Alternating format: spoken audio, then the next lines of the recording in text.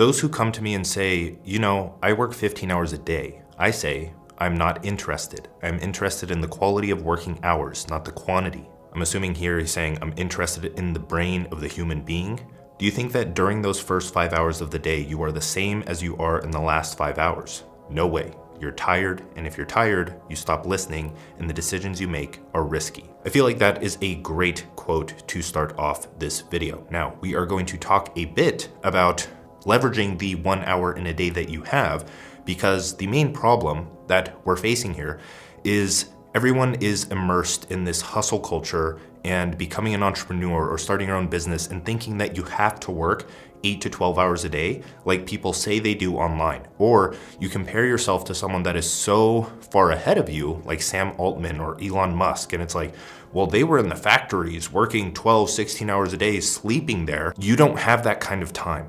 You have responsibilities, you have schooling, you have whatever you're doing that takes up 8 to 10 hours a day already. And after that time, you're just drained. I actually remember going home from work and trying to go to the gym after work when I would normally go in the morning, and the workouts just sucked. And it pissed me off even more because then I have to go home in rush hour after that, get home, not have any time on my hands, and life just sucked all around. So I want to teach you how to leverage the minimum amount of time you have, like any other person that builds a business from scratch, because that's all the time they have. They don't have 12 to 15 hours a day to do that. They have 1 hour a day. I'm gonna teach you how to use that 1 hour a day, and we're gonna talk about various other things in between. This isn't necessarily a deep work routine video, more as how to just tap into the universal principle that is leverage. Person A can work 12 hours a day and make $50,000 a year. Person B can work 1 hour a day and make $5 million a year.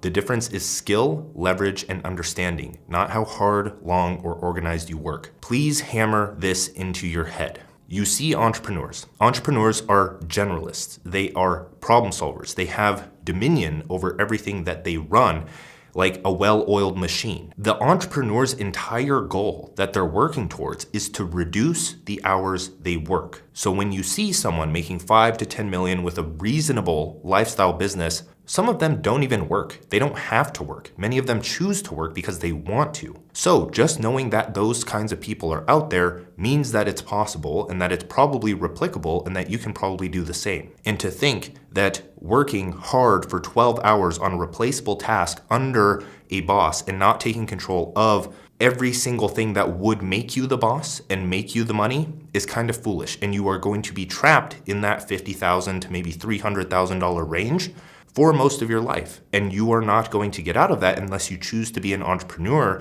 because that is the only way that you can tap into a broader sense of leverage. Yes, you can use leverage in your work to do better work, but what about leverage in your life? Entrepreneurship is the first step to unlocking that leverage. I personally made the most money in my life when I was working 2 to 4 hours a day, just because I had leverage locked down. When I went to build other things like Cortex or new products or other things like that, that's when I would have to work longer because I'm building something new until that system is built, and then I can just maintain that system. And that takes less time to maintain a system rather than build the system.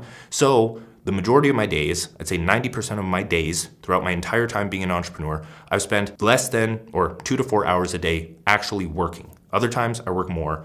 Most of the time I work 2 to 4 hours a day because that's all it takes. I'm gonna tell you how. I was able to work 2 to 4 hours a day because I was quick to identify what my highest leverage tasks were. Most people have difficulty finding what these tasks are because cultural beliefs are still dominated by the oldest generations. This is just a thing. This is how values and beliefs evolve on a global or cultural or societal scale, is that the oldest generations, their beliefs, once they crystallize around the age of 25, because that's when various studies have shown that your belief system kind of becomes ideology to you, it becomes dogma to you, and you don't navigate out of that very often. Once that happens, that's what goes on to shape the schools, government, policy, other things like that, and just parents raising children. So they're raised in that belief system, and that dominates society for a long amount of time. The reason I'm saying this is because what I'm saying wouldn't have even been possible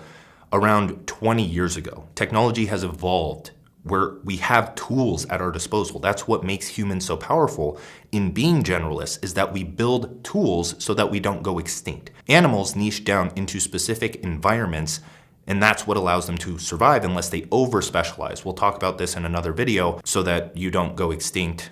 Maybe that's a good title for the video. But computers and animals niche down. Humans are generalists because they build the tools that allow them not to go extinct. If an animal can't hunt for food with its physical abilities, then it's going to go extinct. A human, on the other hand, builds something that allows them to hunt for food in their environment. Now, you have technology, software, things like a camera, that you may not see the depth and meaning behind and how it allows you to survive better in the age that we're in. And if you aren't leveraging technology, modern skill acquisition, etc., then you're going to be a part of the systems that were built previously by prior generations, like the school system, and relying on someone else to make you an income rather than you doing it yourself. Now, I was a rebel as a teenager, and I know that a lot of you were too. That's why you follow me, because we resonate. The reason I say that is because I noticed this opportunity rather early. You probably did too. It explains why many 16 to 25-year-olds who haven't had a crystallized identity yet are making absurd amount of money just by posting TikToks and sending the traffic to a dropshipping product that they made. Not that I recommend doing that, but people are making millions doing that. And if I can do something I enjoy and control how much time I work in that throughout my day, that's a success for me. I don't need to make billions upon billions of dollars. I just want to make a good amount of money and be able to control my day, work on what I want, enjoy my life, focus on other areas like health, relationships, other things. I don't want to become over-specialized in one like business while detrimenting my health, other things like that. Aside from the point, let's continue. I started freelancing because I wanted to control my time. I realized that once I made that a success with a lot of trial and error and failure, that I still didn't control my time. I had 5 to 10 bosses instead of one.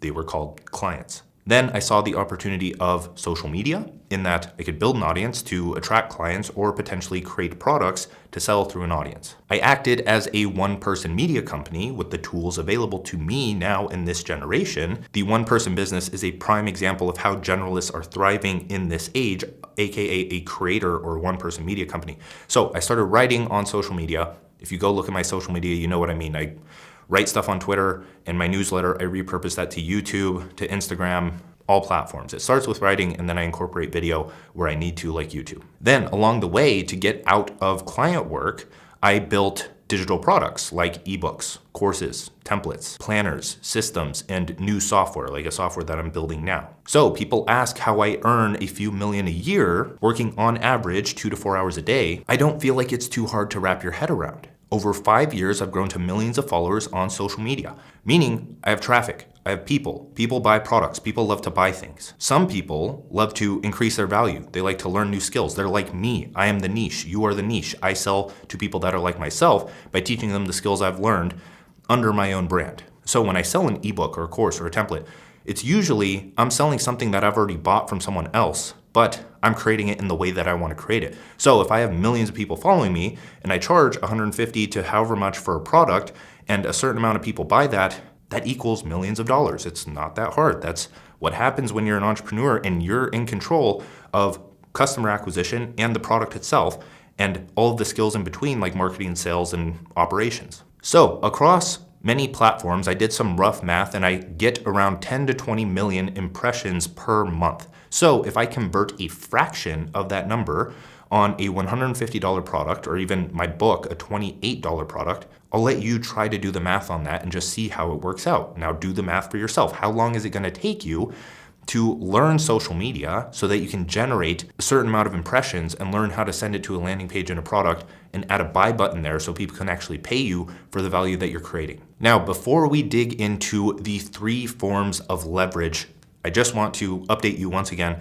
Mental Monetization, my new course, drops on June 3rd. It goes over how to monetize your creative work with a digital product. So things that I'm talking about now, how to launch and build a product using the knowledge inside of your head. And as we'll find, just a heads up, yes, I'm creating content around the course right now. So not only am I educating you based on things around it, but it's all based around the course. So if you want to learn some things going on in the future, we're going to talk about digital products a bit. Yes, it's related to my product. Do you have to buy my product?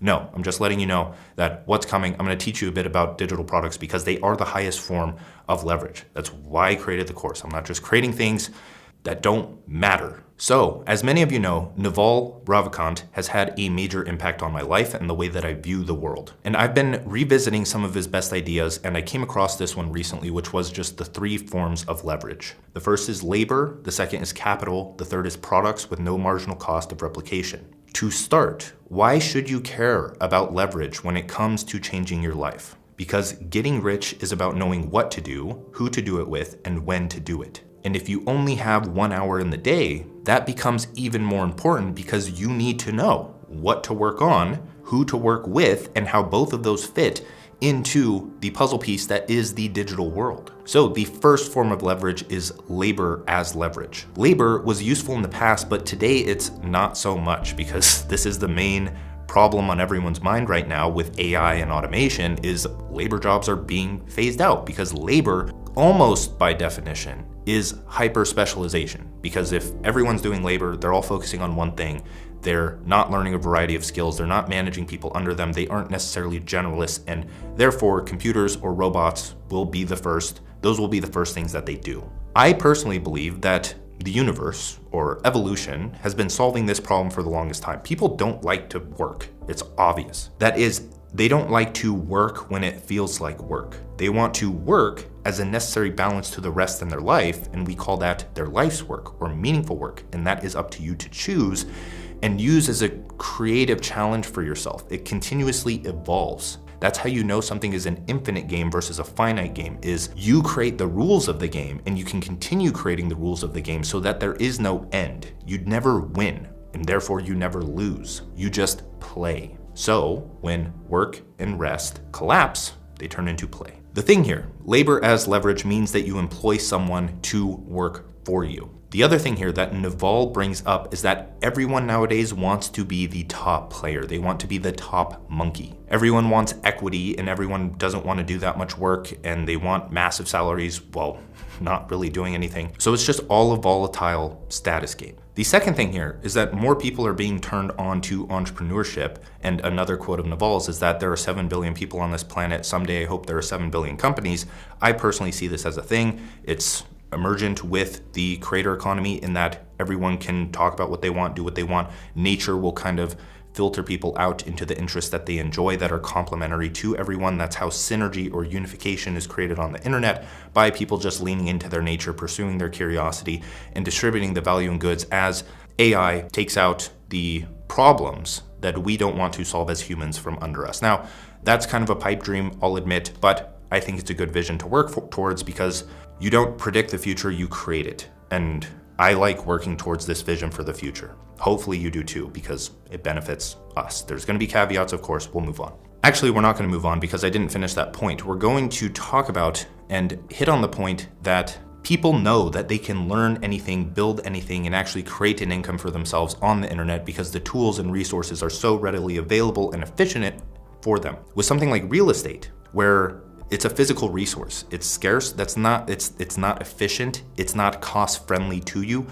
In the digital space, things are very affordable, they're very accessible. You can use the software and do so much with it. You can purchase courses at a fraction of the cost of college curriculums. People are worried, very few people, idiots frankly, are worried about scams because they're the ones that get scammed. And then they're very vocal, it's like the vocal minority. But the space has progressed and evolved, and a lot of the courses that you'll get nowadays are pretty freaking decent. And if that, like, nothing's stopping you from getting a refund on most of them. Like, if you don't like it or you get quote unquote scammed because most of the time you just don't do the work, or you buy it thinking that, oh, if I pay $35, I'm gonna make $1 million, there's refunds. Like, the financial system is there. So labor can still work. Obviously, people still have employees. I don't actually have employees, I have contractors.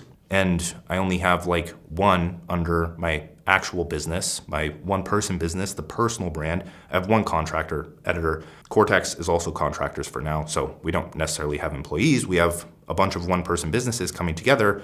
That's kind of what the creator economy is. Second form of leverage is capital as leverage. Capital is a more recent invention when labor has been around since forever. In essence, capital as leverage means that you can spend money to make more money. You can invest in businesses, real estate, stocks, or crypto. You can invest in resources that take work off your hands. You can invest in information that allows you to avoid costly mistakes, make better decisions, and become more efficient with your time. You spend money to make money. The problem is that most people are broke in more areas than finances. They don't have enough money to invest in assets that pay them back an actual reasonable amount. We're going to talk about this in a future video in like a week from now. But I remember when my mom would always tell me to just invest, even if it's like $1 for a year, then that'll turn into $1 billion in the future. And I still feel like that's the dominant cultural paradigm that a lot of children are indoctrinated into, and they just waste the last of their pennies to make a few million when they're like 40 years old, when it's like, dude, just start a business, learn some skills,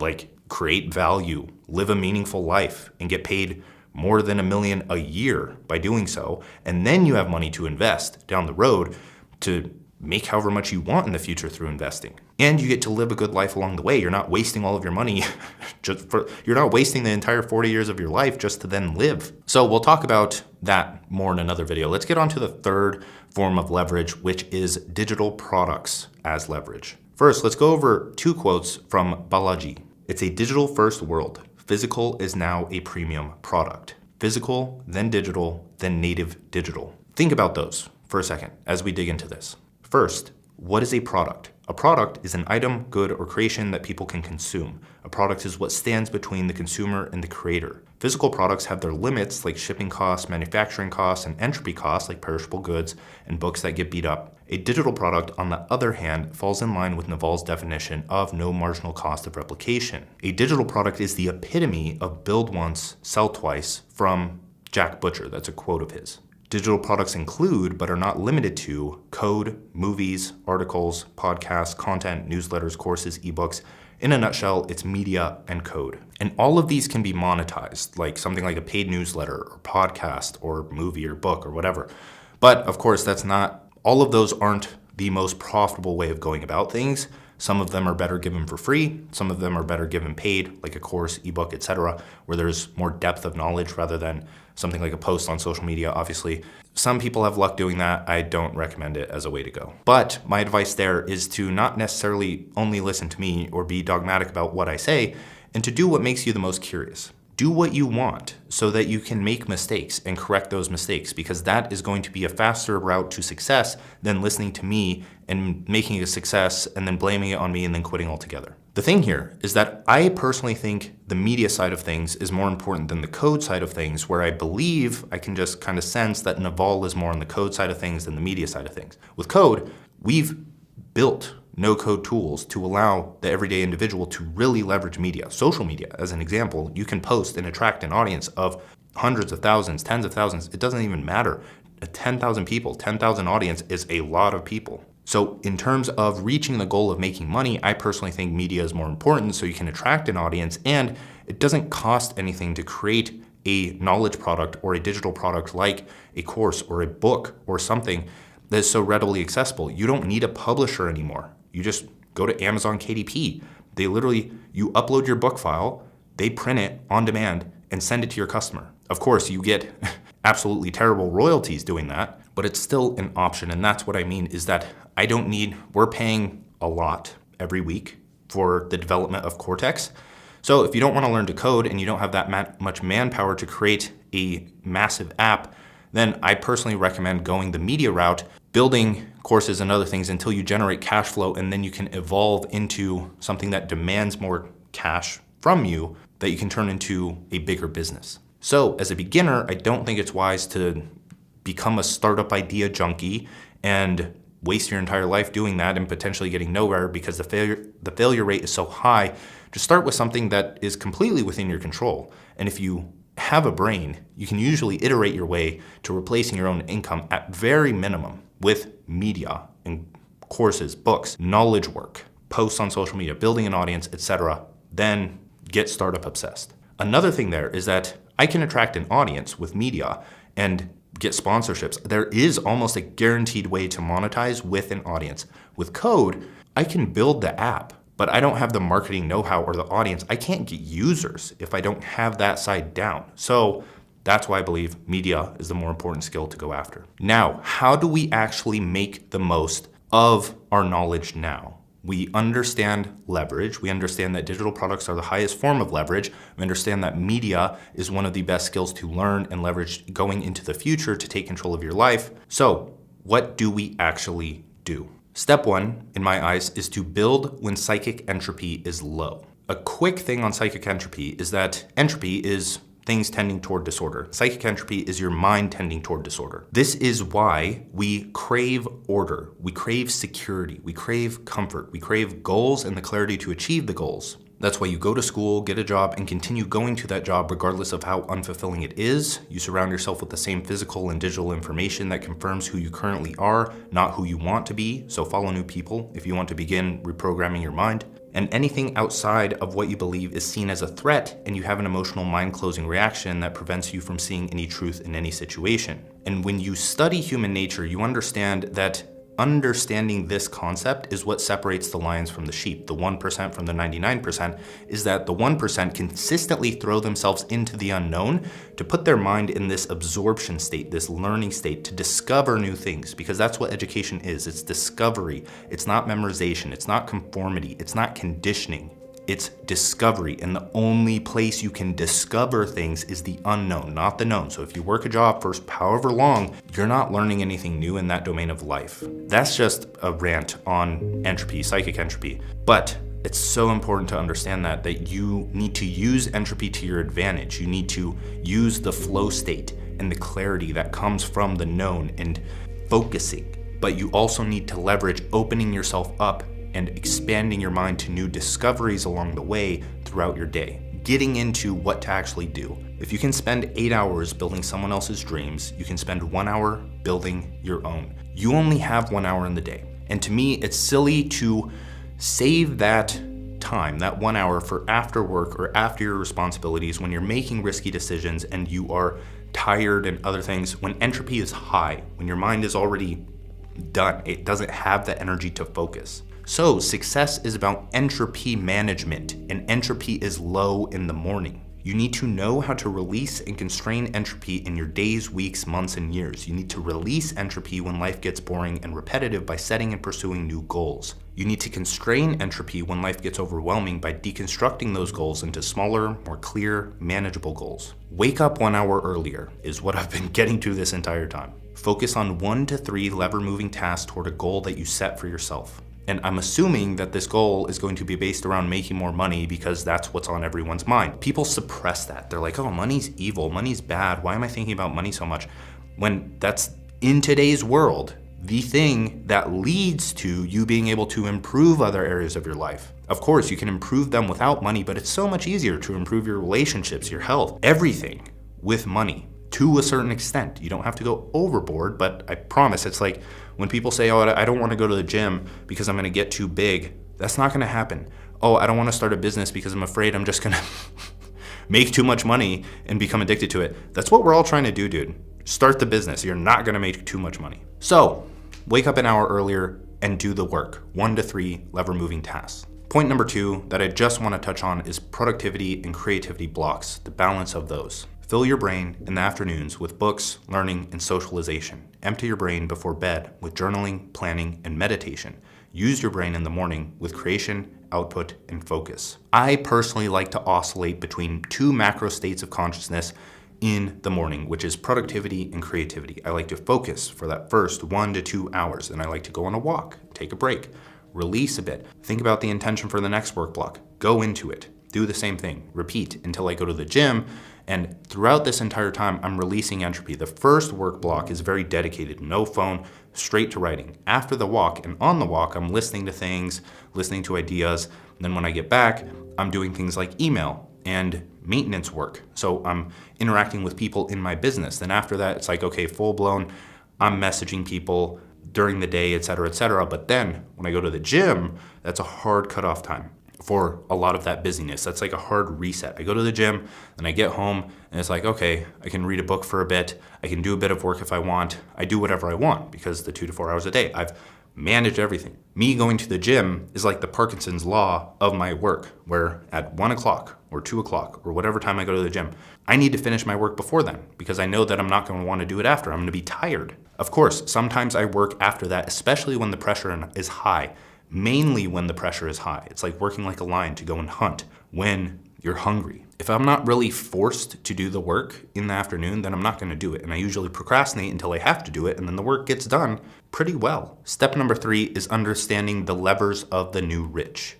You have 2 priorities. The first is audience, which is building an audience of people to remove your dependency on your employer, government, and any other centralized entity that controls most aspects of your life. Now, some people will argue, well, social media is a centralized entity. You have these big social media companies that have your information, et cetera, et cetera. Yes, but there's no real solution yet where you can build an audience outside of that, aside from an email list. So if you build a newsletter, an email list, which is what I teach in 2 Hour Writer or the Writer's Bootcamp for Cortex, that's how you transfer your audience off platform so that you can't get deplatformed because you have those emails. The second lever is product. So building a product so people can give you money in exchange for something that benefits their lives. This is the only way to take control of your income and stop relying on anyone else to make you money. This is what I teach in the new course, Mental Monetization. So both of those courses are complementary. If you want to build a product to actually monetize your creative work, that's the option. If you want to build an audience,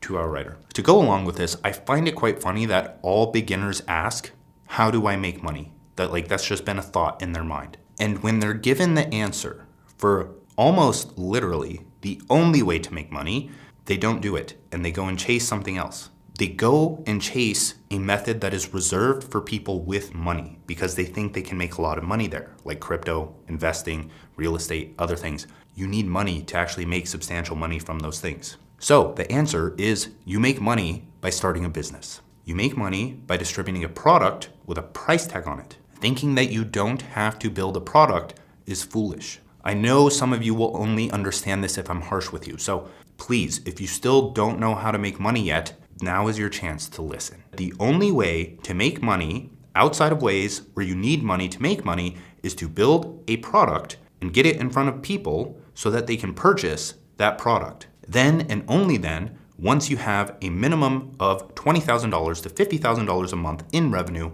should you even think about investing that money as capital, you'll still make more money if you just invest that money back into the business. Just focus on cash flow, please. Making more money will solve 99% of your problems relating to money. So, freelancing, agency work, information products, I don't care. I recommend what I recommend and what I teach, but do whatever you want under the umbrella of generalized principles relating to how to make money. We live in a digital world with more resources, more efficiency, and lower costs so more people can generate wealth in that space, the digital space. Step 4 is to just choose 2 to 3 intersecting interests as your niche. Don't go too over-specialized yet, or at all, ever. Now, I've talked about niching down and building a broad audience many times in the past. I've talked about niching down in the video where you are the most profitable niche or the most profitable niche is you, and then building a broad audience in a few videos ago, The Age of the Generalist. So I'll spare you that, and you can also download my free mini course on the one-person business, link in the description. In short, you need to attract people toward the vision of the future you are leading people towards. Your content and product help them achieve goals in their life in alignment with that vision.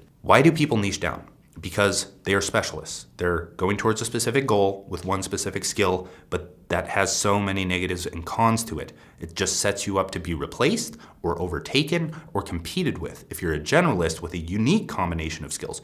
One thing that I really love to reference here is that only slaves were expected to do one thing their entire lives.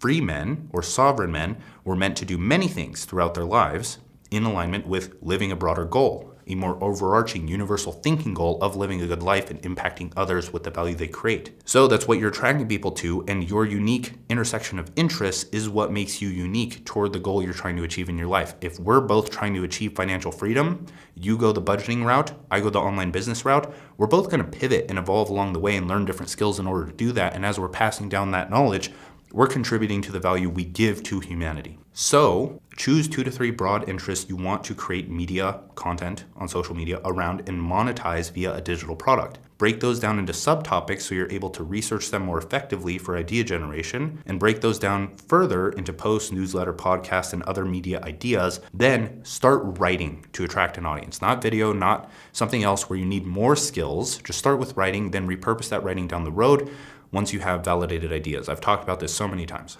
If you don't understand how to do this or build an audience, there's a video, how to build an audience on social media with 0 followers. So start educating yourself on how to build an audience on social media. Watch tutorials, buy courses, and study the people you want to be like so you can take their ideas and emulate their work. With this, people are like, oh, I don't want to buy a course on that. I'm just going to go to college.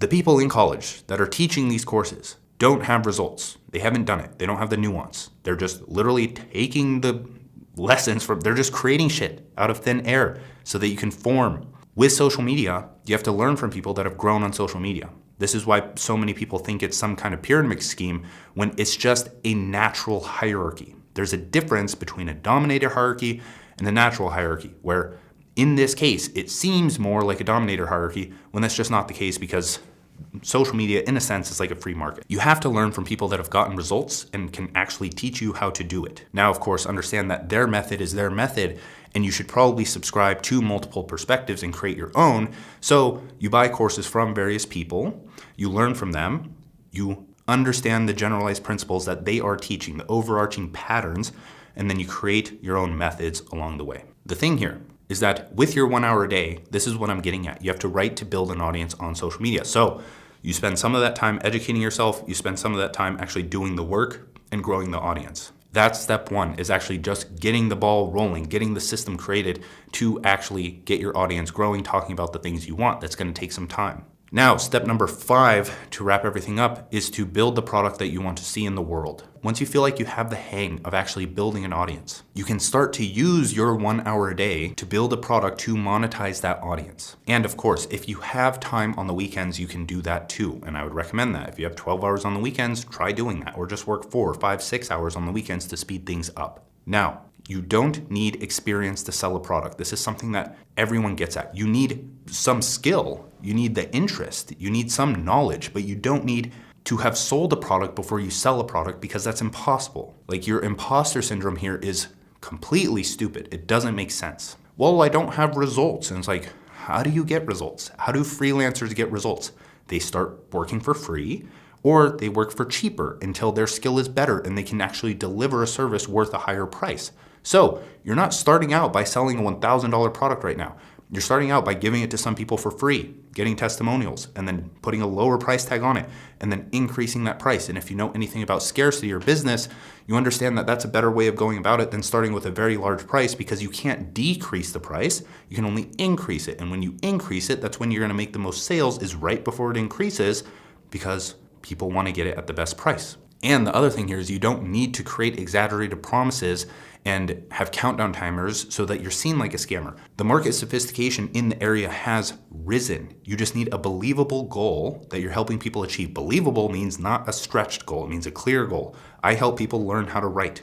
For my mental monetization course, the new one, I didn't choose some make 10,000, $1 million a month. I actually say I'm not gonna make you that much. I say monetize your creative work with a digital product, because that's what I'm teaching you. So as another example, let's say you want to sell a planner. Do you need experience selling planners in order to sell a planner? Do you even need experience in productivity before actually selling the thing? Do the people selling Coca-Cola, they create the product? My entire point here is you create the product, and then you sell it, and then you test it, and it's gonna suck at first, and then you iterate. That's what product development is you start with something that sucks, and you turn it into something better based off of audience feedback. So in terms of the planner, you buy a few planners and start using them to see which methods get the best results for you.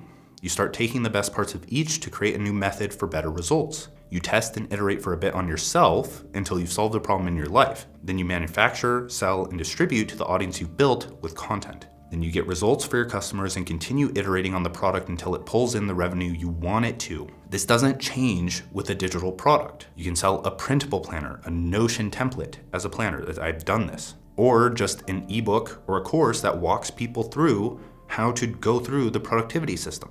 Now, if you've never done this before, I do want to reiterate that your first product is gonna suck. It's gonna really fucking suck. Mine did, but I didn't give up. That's the entire thing, is you can only look back on I thought the products were great when I made them, and now looking back, I'm like, holy crap, dude, like those were the worst products I've ever seen in my life. They were bad, and that's why I didn't make much money. That's why people didn't like them very much. But I couldn't have created better if I didn't first create worse, because you can talk about perfection. I want to create the perfect product. Not possible. It may even be demotivating that you have to get something crappy out before you can create something good, but it just has to happen. And if you have some skill right now, you actually may make money along the way. That's actually more likely to happen than not. The thing here with digital products is that since you're not going the physical route, you can create it, you can build it and market it and launch it much, much, much faster. And it doesn't cost anything to create. Along with this line of thought, I want to talk about this. You aren't as skilled or successful as you think you are because you haven't started selling a product. You're afraid to sell a product because you have imposter syndrome, and you don't realize that selling a product is how you overcome that imposter syndrome and get results for other people. So, my advice,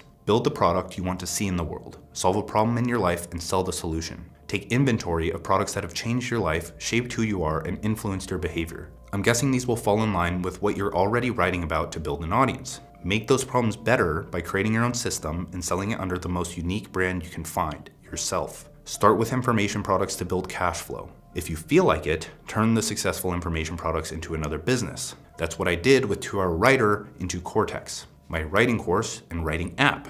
To learn more about that, watch how I'm building my startup from scratch, that video where I'm going over Cortex and how we're funding it. I'll leave it at that because you have a lot to do. Last reminder, like, subscribe. Mental Monetization is out June 3rd. The price also increases at that time, so just pay attention to that. 2 Hour Writer, free courses, free trainings, etc., podcast, book in the description. Thank you for watching. Bye.